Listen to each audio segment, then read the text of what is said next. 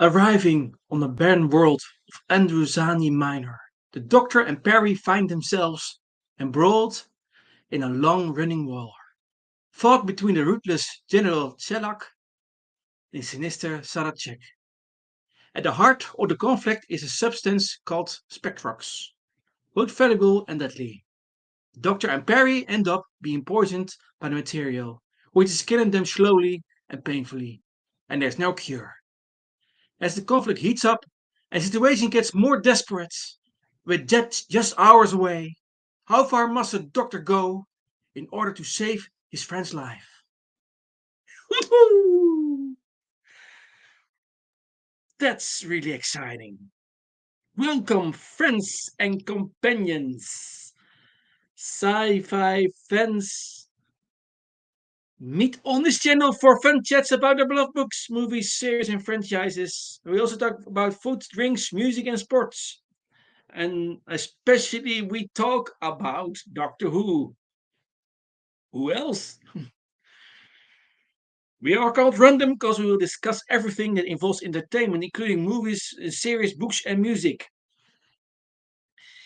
Random because we'll broadcast on non fixed times, actually on many different times, and it also depends on which time zone you live. So, do you understand that? Yeah, can it be a little bit complex, but whatever. You need to subscribe to this channel to know what time the broadcast is. Yes, my name is called Enigmatic, and yeah, that says everything about. Is a middle connected on the name of this channel, Random Entertainments. Random. You don't know actually where it goes. Random also because we'll have no guest or different guest. It depends who wants to join me in the live stream panel. Yeah, you are very welcome. If you want to join me in a live stream, feel free to contact me via Discord, YouTube, and we'll look what is possible. The Discord server is called surprising, Random Entertainment Channel, and you can tag Doctor Who, and you will find me. And so you can DM me on this Discord server. So today we will cover the cases Androzani. That is the last adventure on screen for the Fifth Doctor. I have also a series, and next Saturday, the 20th, we'll go further with this series. We will do then the companions of the 12th Doctor and the companions Nardo and Bill Potts. So cheers, mate, and have a lot of lots of fun this live stream. If you are live or listen afterwards, welcome and cheers, mate, and lots of fun. So today we will cover the case of Androzani, and actually it's the first time I do a Doctor Who story on this channel, and it is in the plan. The idea is that this is a long-term project actually, because I want to cover all the Doctor Who stories in the universe.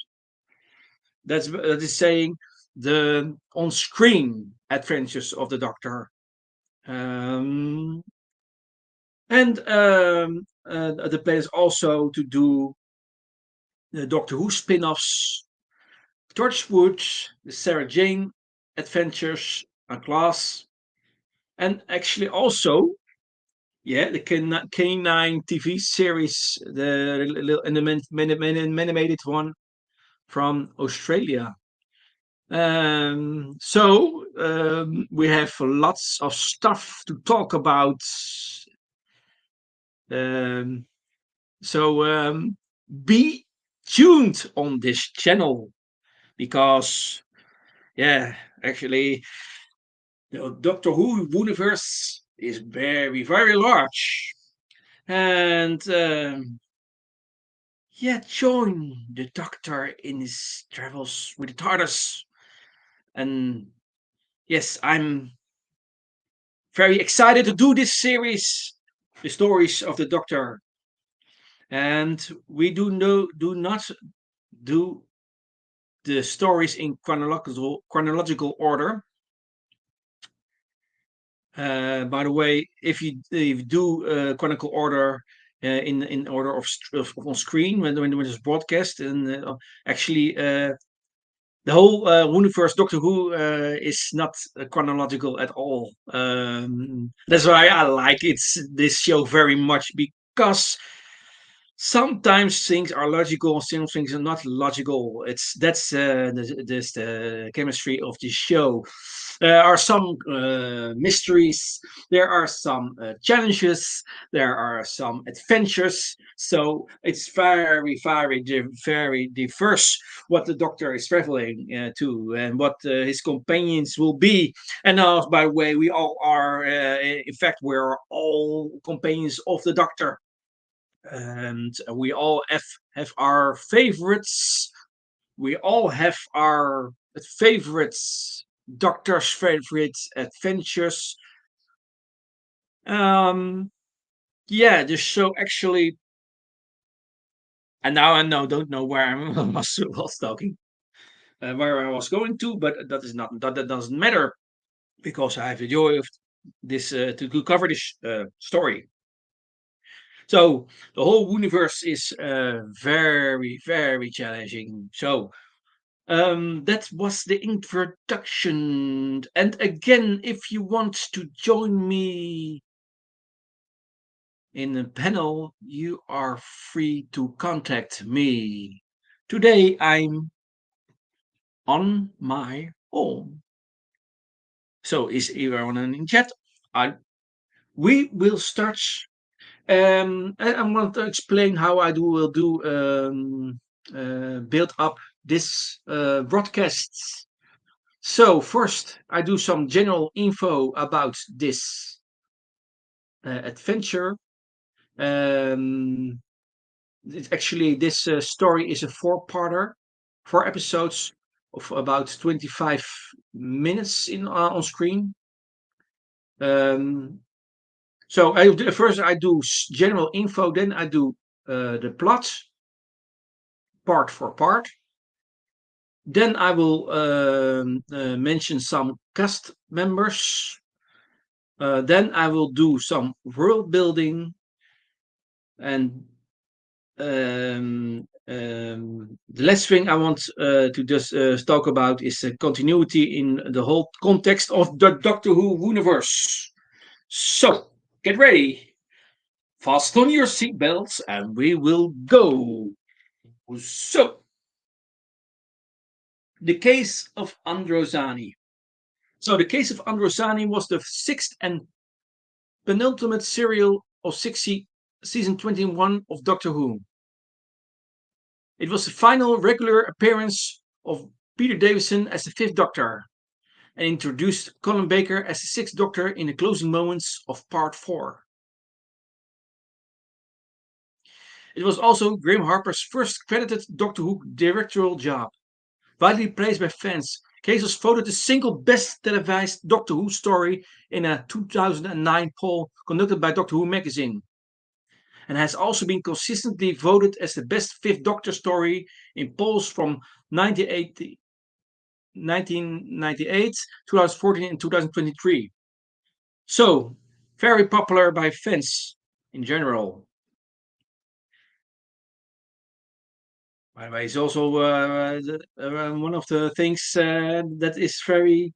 This is a Fifth Doctor story, Peter Davison. So, as a regeneration story, it offered many unusual elements. Perhaps the most obvious was that it was written by Robert Holmes. And although the most prolific writer of the 1963 version of the program, this was his only regeneration story. Case was also the first regeneration story to allow for a brief scene with incoming Doctor. Unlike any of his predecessors, the new Doctor was given the final words of the story, something that would happen in regeneration stories of the revived series. It was also the first time the Doctor willingly and explicitly underwent regeneration, solely to save a companion, who would later be repeated by the Ninth in the parting of the ways. Can see that. And the 10 Doctors, the end of time. Furthermore, it was the first time since 1966 the 10th planet that a Doctor regenerated before the end of the then current series. And the first since the 10th planet that occurred inside of the TARDIS. It was also the final time in the classic series that a Doctor would regenerate at the conclusion of their own story, rather than at the beginning of the new Doctor's introductory story. The practice of giving the departed Doctor as a Swanson was also revived by the modern series. Following particularly in templates set by this and Logan Polis, where the entire story will be building up to the regeneration at the end of it. From a behind the scenes perspective, Harper's direction was hailed by those involved with the production as highly innovative. Particularly noteworthy were Harper's more free use of camera movement than usual at the time and his direction from the studio floor. Harper's energetic and more personal directorial style sharply contrasted most with who preceded him. Unlike Harper, most directors on the 1963 version of Doctor Who generally prefer to work in the booth and relay their message to the actors and crew through the production assistant stationed on the floor. Peter Davison in particular found Harper's more direct style much to his liking. He lamented he had waited until his last story to receive this bolder style of direction, that he would have stayed on the series longer if this directorial style was present during more of his tenure. Another unique aspect of the production was its use of Shakespearean soliloquy. Morgus, the principal villain of the piece, sometimes turned away from the character, spoke his thoughts aloud, often appearing to break the fourth wall in the process by gazing into the camera.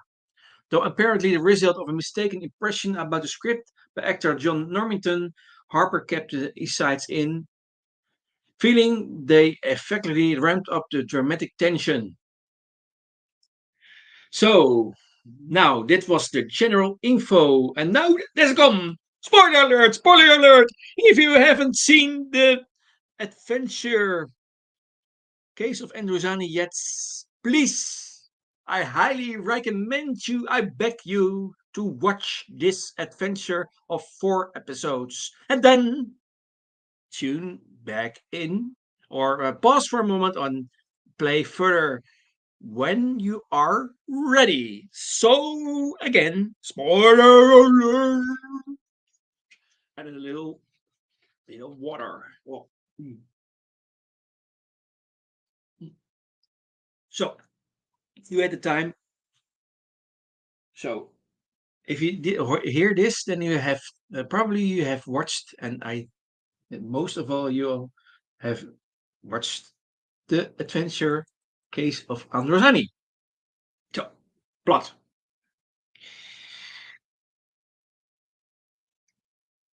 Part 1.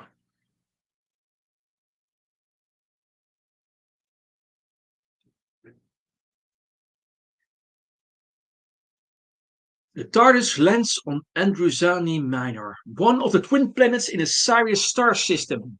The Doctor and Perry find the spaceship has arrived, carrying a strange cargo. They decide to explore a set of tracks that lead into some nearby caves. Deep in the caves, a soldier is killed by a magma beast. In another part of the caves, Perry catches her foot in an unknown, sticky and stringy substance. As the Doctor pulls her leg free, he gets some of the substance on his hands. Despite noticing that the substance has a strange stinging sensation to it, something Perry also complains about, he's unconcerned. As they keep exploring deeper into the cave system, Perry asks why the Doctor wears a stick of celery.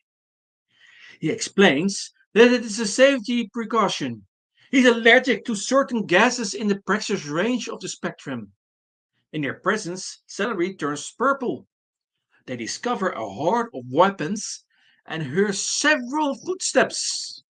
Soldiers capture them and take them to their leader, General Shellac. As the two explain their innocence to Shellac and Major Salatine, there is a call from Tron Morgus, a business conglomerate leader on Androzani Major and CEO of the Sirius conglomerate. Believing the two to be working for gunrunners Stutz and Krelper, He loses all interest in them and orders their deaths after seeing that Selak's gunrunners are not his own men over holographic communication. Deep in the caves, the masked madman, Salas Jack, has monitored the broadcast between Morgus and Selak. He's delighted at Perry's beauty. Meanwhile, Selak tries to reason with Morgus in an attempt to get him to relent on his decision to execute the prisoners, telling him that Perry and the doctor have been fully cooperative and might give them more information if they are kept alive. But Morgus refuses, telling Sherlock that there can be no negotiations with traitors. So, in their cell, the doctor and Perry await their deaths. The doctor ponders what they have stepped into, noticing how Morgus lost all interest in them once he had had his look at them and his talk of fighting against android rebels. Perry comments that it hardly matters. The authorities seem hell-bent on making the two of them scapegoats for whatever is going on. Doctor apologizes to Perry for getting them into this mess, telling her that curiosity has always seemed to be his downfall. Their conversations then turn to the strange fungus Perry stepped in. Perry complains that the rash on her leg is starting to develop into blisters, and the doctor tells her that the same thing is happening to his hand, noticing that the substance must have some highly toxic properties. Perry grimly points out that whatever it was, it probably will not manage to kill them before the executioners can. Meanwhile, in his lair, Sarah's Jack keeps the military base under close surveillance through hidden cameras. Looking at the doctor and Perry in their cell and the soldiers preparing for the execution outside, he starts issuing orders to his androids. In the cell, doctor's thoughts turn to the spectrox, which both Sherlock and Morgus were discussing during the interrogation of them. He wonders what it is, and why Morgus named it the most valuable substance in the universe. Perry asks him if he really does not know, and Doctor answers that even his knowledge is not limitless. As they talk, a secret door in the back of the cell opens and a figure steps inside. Ooh. A business conversation between Marcus and the president of Androzani Major reveals the full picture of the Spectrox crisis. Spectrox is a powerful drug produced by bats in the Androzani miners' caves, which is the only known source of the drug. Spectrox is highly valued by the people of the nearby Androzani Major for its ability to extend life and keeps one's youthful looks somewhat intact. The Spectrox mines are controlled by Morgus, but the operation is threatened by the masked Saras Jack and his army of androids, causing public tension on Androzani Major of limited supplies. Morgus has funded a military operation by Androzani Major's government against Jack's androids. So, as Morgus and the president watch on the monitor, the doctor and Perry are brought to the execution squad, dressed in red to hide the blood of their impending wounds. General Selak asks if they have any less words. The doctor tells him the whole thing is a mockery of justice, while Perry tells him just to get over it. So the soldiers step forward and take aim. On command, they blast bullets into the doctor and Perry. We now arrived at part 2. So, Sherlock has the soldiers check their weapons. As the bodies are cut free of the execution post, Morgan switches off the monitor.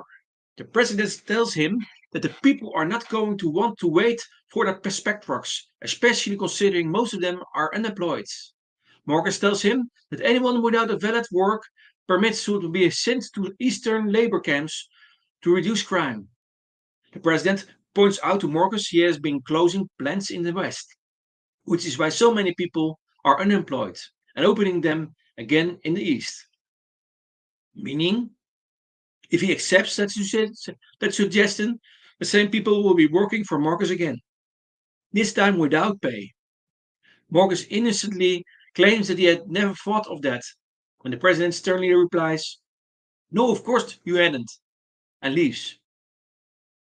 So, it turns out that the doctor and Perry have been rescued by Silas Jack, who was watching them and had prepared android duplicates to take their place in the execution. They are taken to his base to become his companions in exile. Shellac and Celatine go to look at the bodies.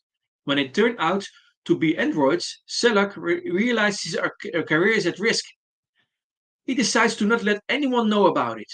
Meanwhile, the doctor asks Jack if he could show him and Perry the way to the service. But Jack explains that he intends to make them stay with him and keep him company. He assures them, with a hint of threat in his voice, that he will take care of their every need. Meanwhile, Stotts is having trouble. Krelper is getting fed up with the lack of pay and their recent string of failures and wants to leave the gun-running enterprise. But when Stotts threatens with killing him, Krelper relents, and Stotts decides to let him live for the time being.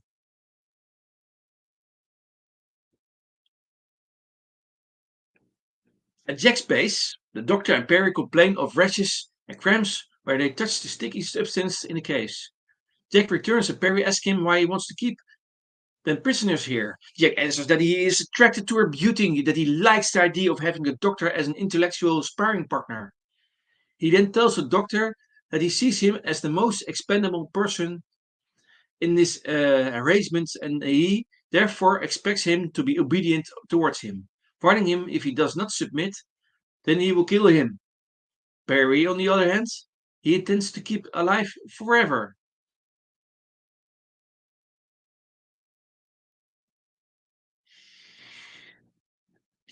Perry answers that eternal life is impossible.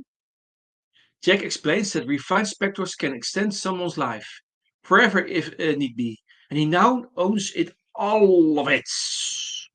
Until the armor takes it away from you, comments the doctor dryly, but Jack angrily retorts it will not happen. Thanks to his monitoring equipment, he knows the army's every move, and so far, their fight against these androids have been slow and very costly in manpower for them. At the current rate, it will take 5 years for the army to actually threaten his operations. By that time, he expects the people of Androzani Major to have already risen up and forced the Presidium to agree to his terms. They can have all the specters they want, once the head of Marcus lies at his feet. Meanwhile, at Morgus' headquarters, Morgus is surprised to hear from Timin that the copper mine has exploded. This takes care of overproduction, makes the price of copper rise. Morgus wants every employee to leave their place and stand in silence for a minute, but then changes his mind. It says half a minute. Back at Jack's base, the doctor meets Salatine. He's been a prisoner here too. Jack captured him months ago and replaced him with an android that looks like him. Real Salatine resignedly realizes Jack will probably kill him now. He has them for company.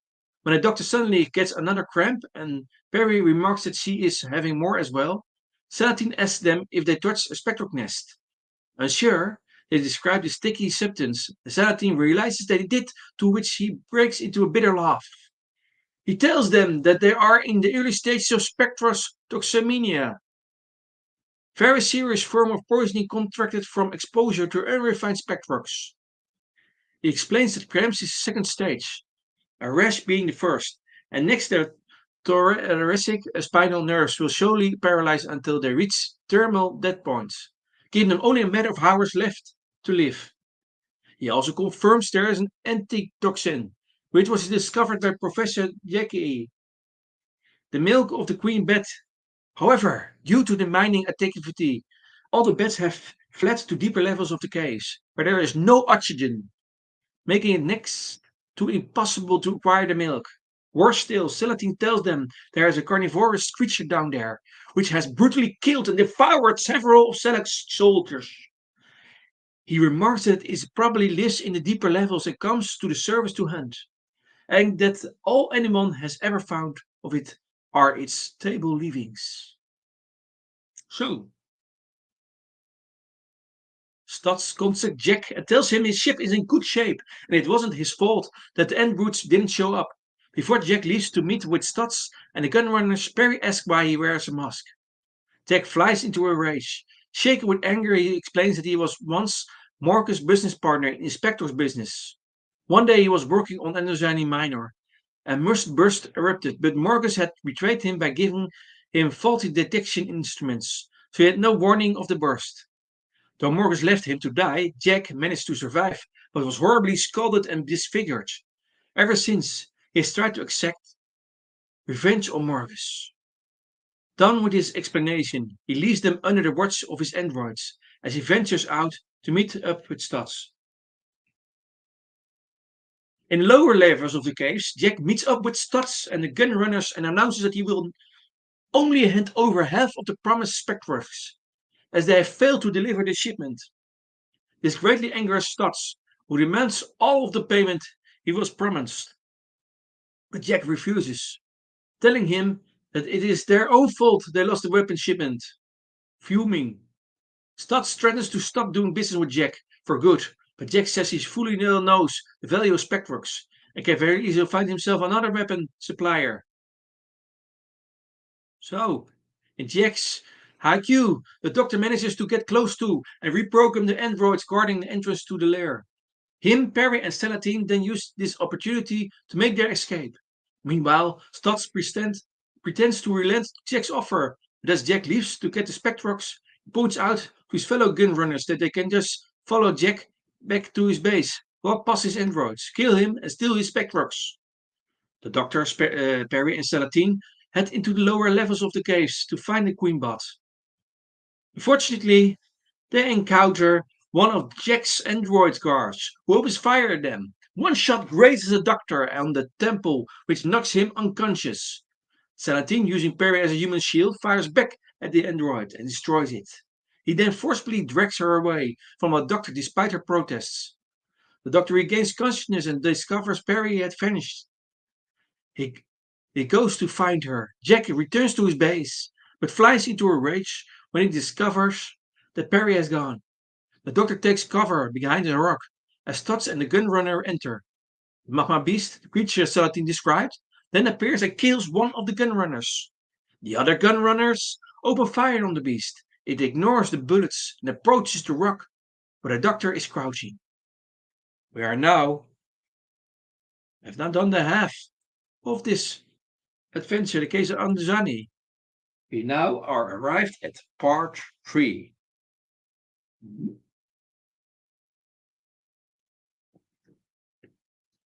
Alrighty then. There we go. So part 3 is that the beast is distracted by the gun runners and turns on them again, killing one of them.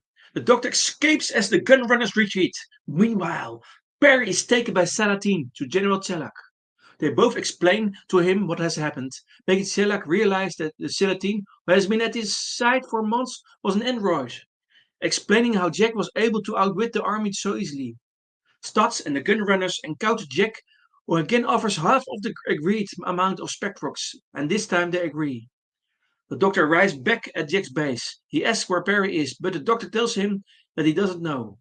Jack does not believe him and gets the androids to torture him, until he finally tells him that Perry is with Celatine, making Jack realize that Shellac will now know about the Celatine android. Stutz then arrives to collect the Spectrox and want to take the Doctor to Androzani Major, believing him to be a government spy. Jack allows them to, but clearly isn't bothered. The Doctor is in the third stage of spectrum toxemia and is feeling unwell, but Stutz doesn't care. The Doctor will live long enough to be questioned. In the army base, Perry also isn't feeling well, but General Chelak is also interested. She and the Doctor have been working with Jack, which is a punishable offense. Chelak orders an assault on Jack's base. Celatine agrees to tell Morgus about the assault and to throw Jack off guard when he broadcasts a message. So, Jack discovers the real Celatine is free to walk around the caves, leaving Perry unguarded. Meanwhile, Stotts chains the Doctor in the bridge of his spaceship and calls Morgus. As Stotts discusses the situation with Morgus, the businessman sees the Doctor still alive. He tells Stotts that Shellac faked the attack on Jack's base. Morgus is worried the President will see his double dealings. He tells Stotts to remain in orbit and Stotts, furious, leaves the Doctor on his own. When Stutz is gone, the Doctor tries to escape. He pulls himself free of the wall and uses the power core in the center of the ship's bridge to sear his chains from his hands. So he's still weary from the Spectrox, but programs the spaceship to land or crash on Androzani Minor. So meanwhile, Morgus, fearing deception, invites the president into his office and opens his private lift so that the president can leave. The president doesn't realize it's just an empty shaft. Morgus pushes the president into the lift and he falls to his death. Morgus then swiftly calls Timin about the terrible accident, telling her that he will assume command and makes his own plan to travel to Androzani Minor to put the situation right himself. As Timin is walking out, Morgus tells her to have the lift maintenance engineer shot. Meanwhile, Jack kidnaps Perry and takes her back to his headquarters, where he finds the doctor has gone.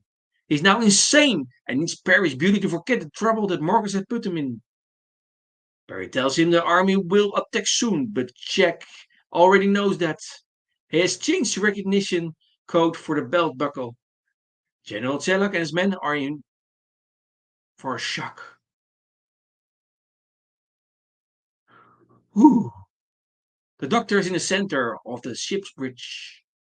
Suddenly, an extreme tiredness overtakes him, and his vision becomes distorted.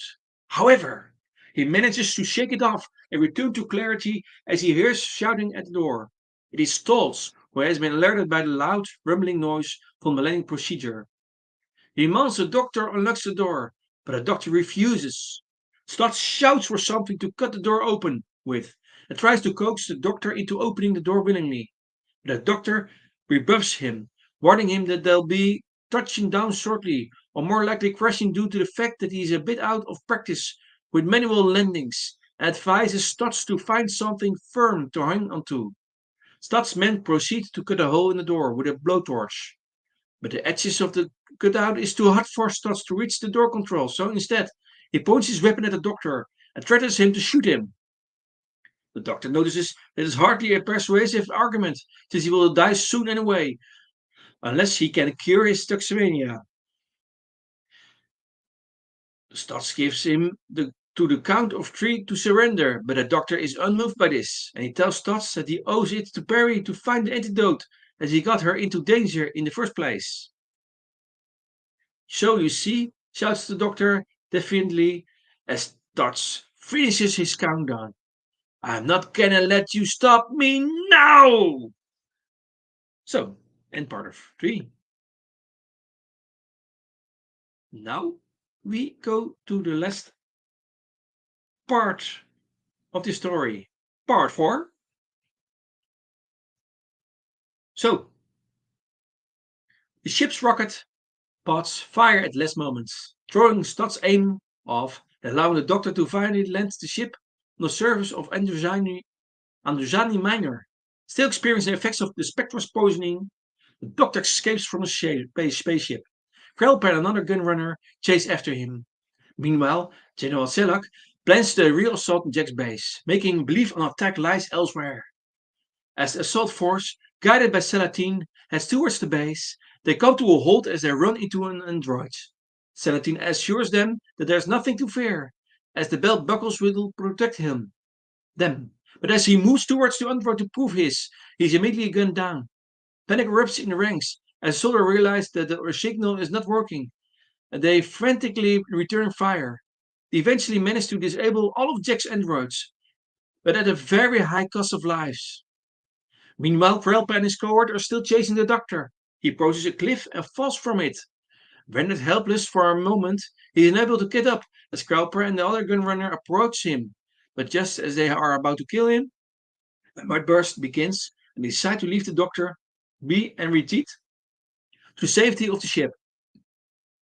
The doctor gets to his feet and makes his way into the case to save Perry. So, Selak and the few remaining soldiers have no choice but to push against the mudburst. Selak sees Jack and chases him to his base. Once there, he struggles with Jack until he pulls his mask off. He's so horrified at Jack's scalded face that Jack is able to push him outside into the bed of the mudburst. Jack goes to Perry, She screams at the sight of Jack's face, and Jack himself lets out a cry of agony.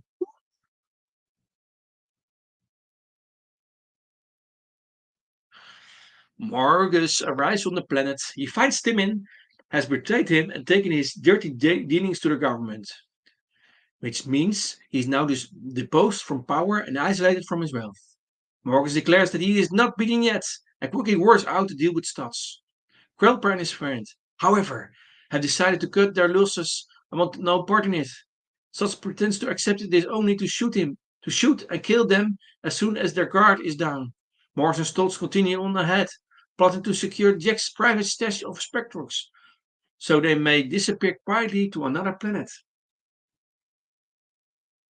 The Doctor arrives at Jack's base, struggling to hold off the effects of the Spectrox poisoning and the regeneration that would rid him of the infection.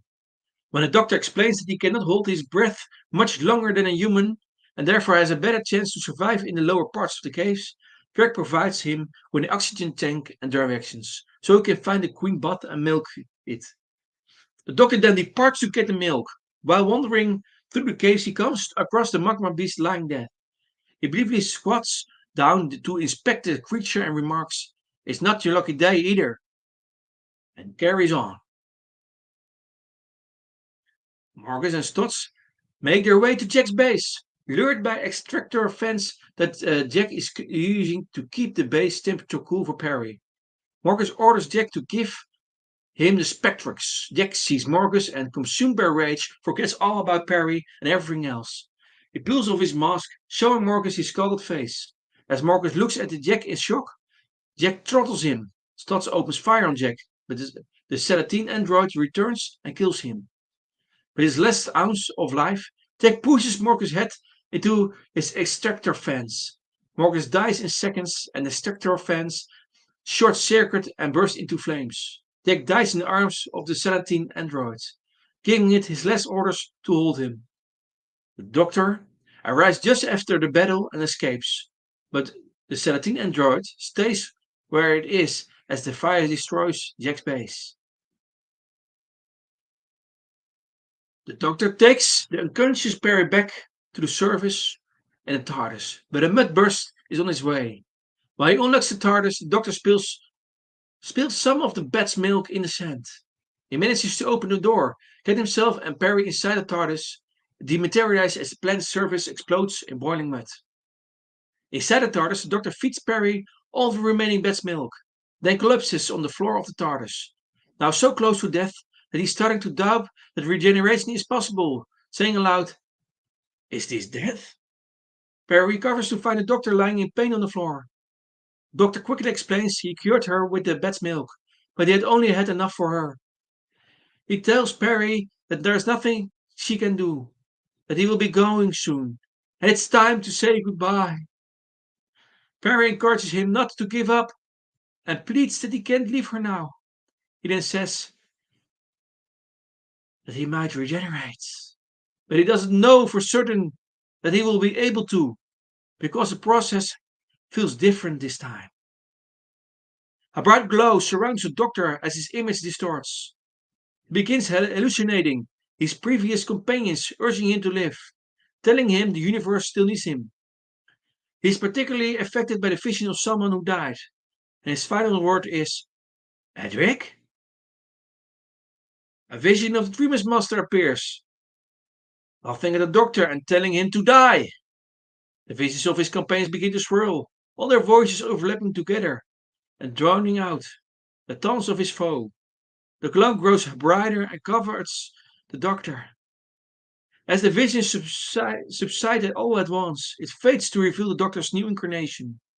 A man with a sharp gaze, and curly blonde hair atop his head. Perry moves toward the regenerated Doctor and addresses him by name.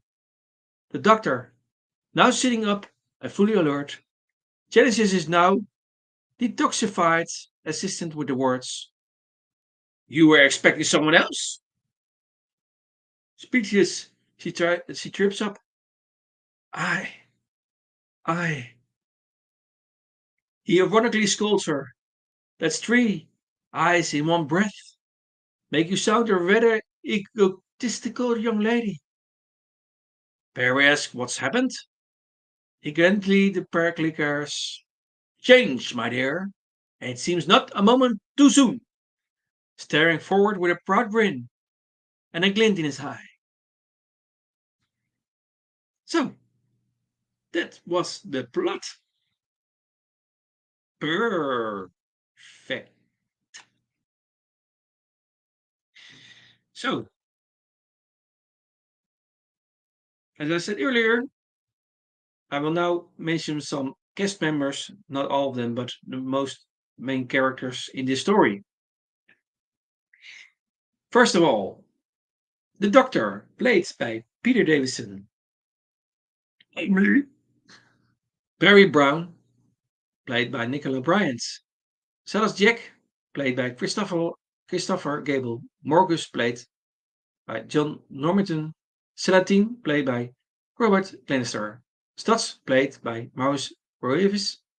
Shellac, played by Martin Cochrane. Krelper, played by Roy Holder. Timin, played by Barbara Kinghorn. The President, played by David New. Also, some cameos of the Master, played by Anthony Andy. Edric, played by Matthew Waterhouse. Nissa, played by Sarah Sutton. Tiki Jovenka, played by Janet Fielding. Turlo, played by Mark Strickson. The voice of comedian played by is the voice of Gerald Flood, and also introduced the Doctor, played by Colin Baker, actually the sixth Doctor. So that was the cast. Next thing, we will now go to the world building.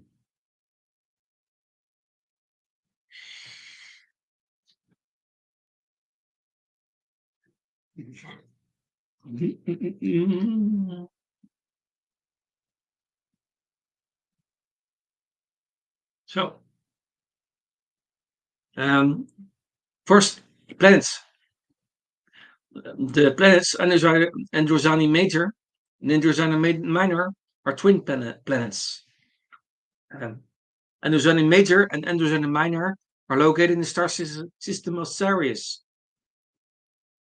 About the individuals, Morgus is or was, rather, before being deposed by Timin, the richest man in the five planets, chairman of the Sirius conglomerate, and descendant of the first colonists. The Doctor claims to be able to store oxygen for several minutes. Then the Doctor confesses to Perry he tried to keep a diary, but he never finds the time to update it. Other thing, Salatine explains that the cure for spectrotoxemania was discovered by Professor Jackai. Booth is one of the people killed by the magma beast. Rose was killed in a gas attack. The last thing about that is about the individuals is that Dr. last word before regenerating is Edric. About technology, the third thing in the world building, that is Perry mentions a reticular vector gauge. Second thing in this technology is in the smuggler's cave. The Doctor and Perry find gas carbines, bombs, poison volatilizers. Third thing about it is analyzing traces of fused silica on the ground of Andromeda Minor. The Doctor deduces a small spaceship that recently landed. Fourth thing, the Doctor also demonstrates tracking skills by studying monoskid tracks, deducing it had departed with a heavy load and returned unloaded. Fifth thing, Sarah Jack's androids come in various models. Some of them are simple soldiers that can follow orders, but are programmed to shoot humans on sight. More specialist models include the duplicates of the Doctor, Perry, and Salatine. And the sixth thing in technology is belt plates are used by Jack and the gunrunners to protect themselves from the androids. Salatine gets hold of one of them, their mass produced by the army. Jack changes the frequency code before the army attacks so the androids can attack them. About substances. The doctor wears a stick of celery because he's allergic to certain gases in the pressure range of the spectrum, the presence of which causes the celery to turn purple. The second thing, substances, is when refined spectrox can slow the aging process of the taker. When unrefined, it causes spectrox toxemania on contact. The last thing, and this is about illnesses, is that spectrox toxemania is caused a rash, cramp, spasms, slow paralysis of the thoracic spinal nerve, and finally thermal death. Milk from a queen bat is the only known cure besides regeneration, though the latter is unique to the Time Lords. So, this is about world building. World building. The last thing is about continuity, because all of the Doctor Who universe is context. So you must place um, this this story in context. Okay, that's by the way, you're gonna need some explanation. Every adventure in Doctor Who universe has its place, and every adventure is in a sort of context, and there are some references in every. In most of the adventures are references to other uh, adventures, other episodes, whatever.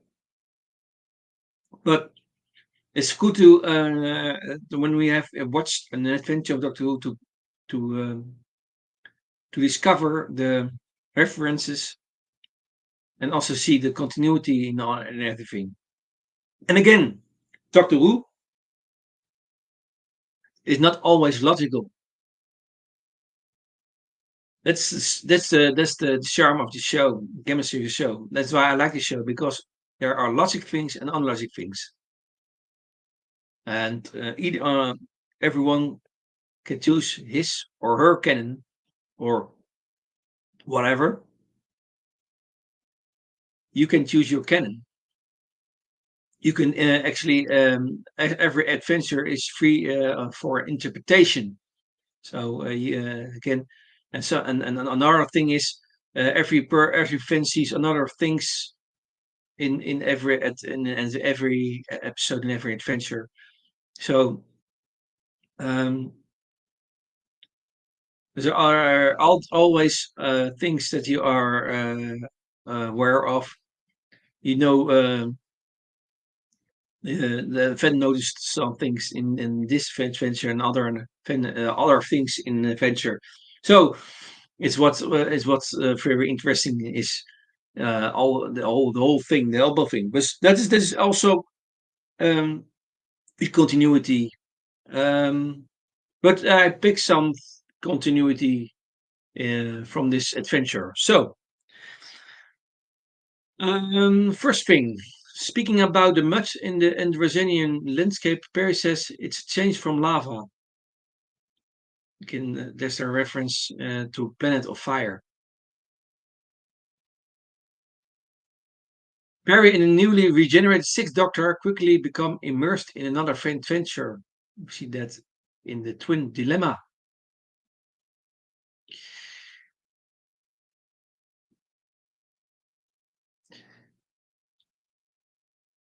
The Doctor survives in the vacuums of Androzani miners' caverns through the use of an oxygen cylinder, and later his respiratory bypass system. We can see that in Pyramids of Mars episode.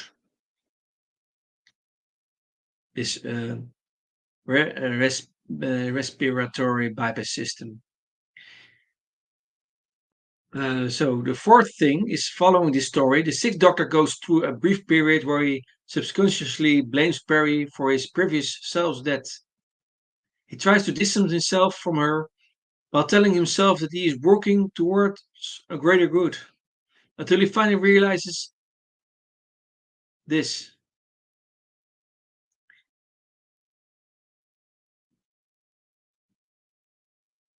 So In next thing is trees technology and soldiers from Androzani Major all play a major factor in a Christmas adventure for the 11th Doctor. That is in the Doctor, the Widow, and the Wardrobe.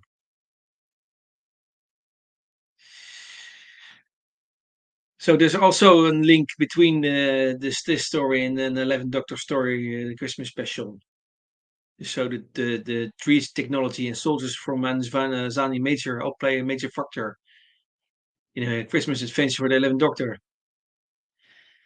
So the next thing is, this Doctor was stated to have died on Androzani Minor after the great intelligence had entered the Doctor's time stream. He was presumably saved by a version of Clara Oswald. We've seen that in the special, The Name of the Doctor. So also a link to that. And the last one, due to her infection with Spectrox toxemia, Perry was rendered infertile.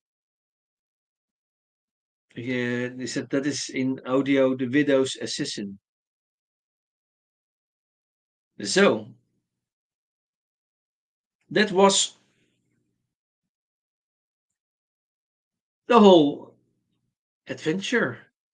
Case of Androzani. And again, watch this very good adventure. It's a very, with much action. And yeah, also a very, very interesting story.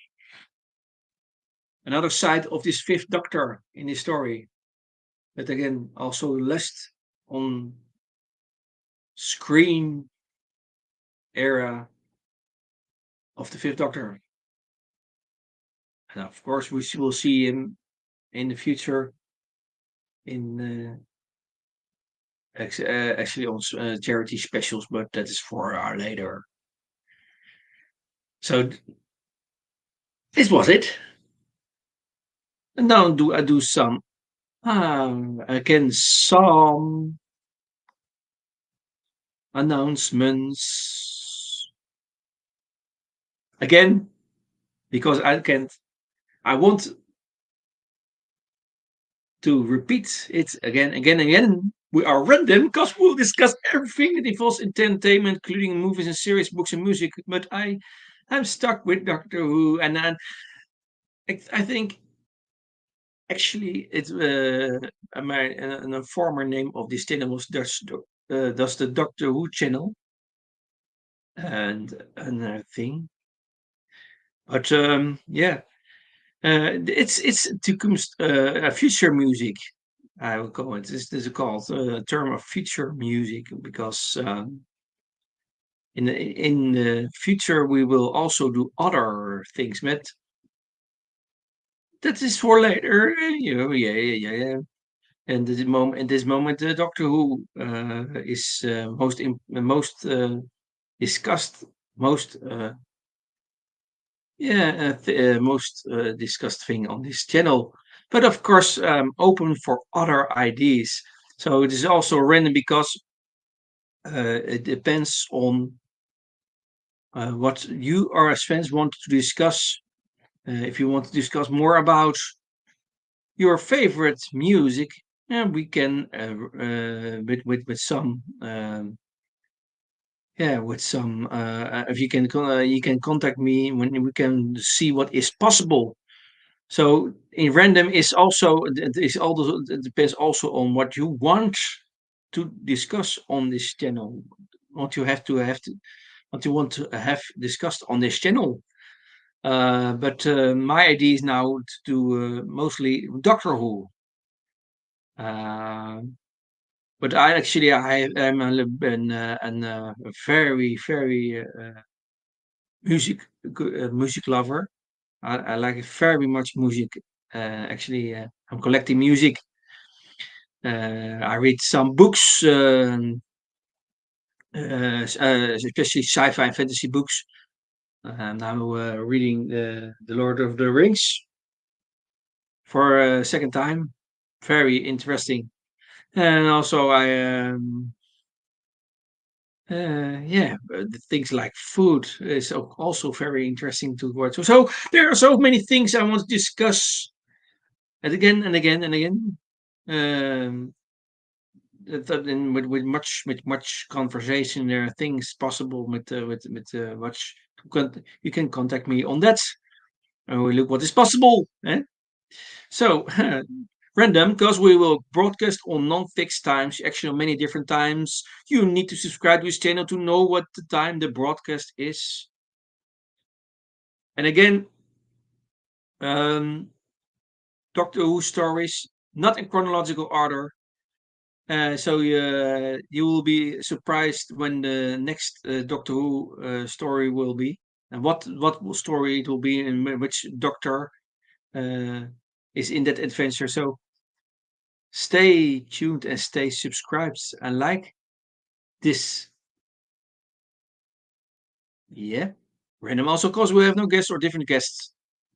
It depends who wants to join me in the live stream panel. If you want to join me in a live stream, feel free to contact me via Discord, YouTube, and we will look what is possible. Discord, random entertainment channel tag Doctor Who. So, and again, you've also a series about the companions of the Doctor. And so, next Saturday, the 20th, we will have the companions of the 12th Doctor, Nardo and Bill Potts. And that is actually part two of the companions of the 12th Doctor. Last Saturday, we did part one, campaigns the 12th Doctor part one, and it was about Clara Oswald. But next Saturday, the 20th, we will do Nardo and Will Potts. So cheers, mate, and have a lot of fun. Your host, Enigmatic Joker. And so that's it. Yeah, you are free to comment on this video. And again, you can contact me and you can place your ideas.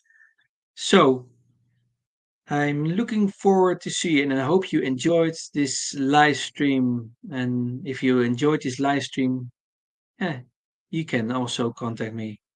Have some suggestions, you can contact me. I'm open. So, and the way to best to contact me is via Discord, and then DM me, or you can contact me via this YouTube channel. So that's what was it for it. So I